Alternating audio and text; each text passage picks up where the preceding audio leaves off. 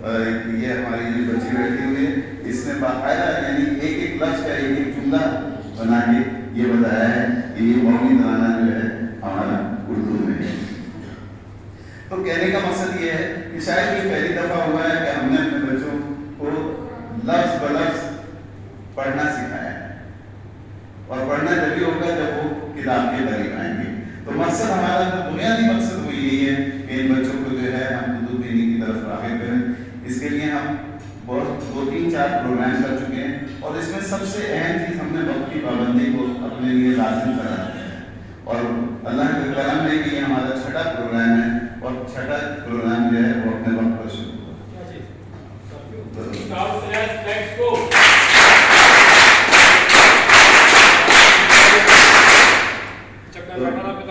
تو یہ یہاں پر تقریب میں ٹیلیفون کی اجازت نہیں ہے, بھائی صاحب یہاں پر تقریب میں بند کر دیجیے, اور یہاں اجازت نہیں ہوتی تقریب میں.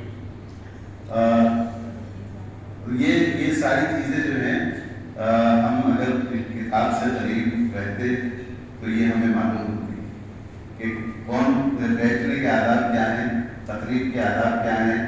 یہ ہم یہ چاہ رہے ہیں کہ یہ آج ہم اپنے بچوں میں یہ منتقل کرنے کی بات ہے. اگر آج ہم نے یہ باتیں اپنے بچوں میں منتقل کر دیں تو ہم شاید ہماری عمر میں آ کے یہ وہ غلطی نہیں کریں گے جو آج ہم کریں. تو بس مقصد یہ تھا. اچھا, یہ جو شجر کاری ہے اس میں بھی اللہ تعالیٰ نے کہا ہے تم میری مخلوق کا خیال رکھو میں تمہارا خیال رکھوں گا.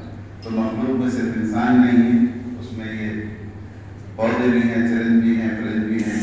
تو ہم انہیں بنیادی طور پر ایک کردار سازی ہے وہ کتاب کے قریب لا کر اور اسکاؤٹ کے تحت یعنی زندگی کیسے گزارنی ہے, یہ ہمارا مقصد ہے. اب ہم اس میں کتنے کامیاب ہو رہے ہیں کتنے ناکام ہیں یہ تو وقت بتائے گا, لیکن ہم یہ سمجھ رہے ہیں کہ ہم اپنے حصے کا کام کر رہے ہیں. آگے کیا اس کا نتیجہ نکلتا ہے ہمیں اس کی پرواہ نہیں ہے. ہمیں پتہ ہے ہم اپنا کام کریں گے, نتائج خود بخود اچھے آ جائیں گے. بہت بہت شکریہ.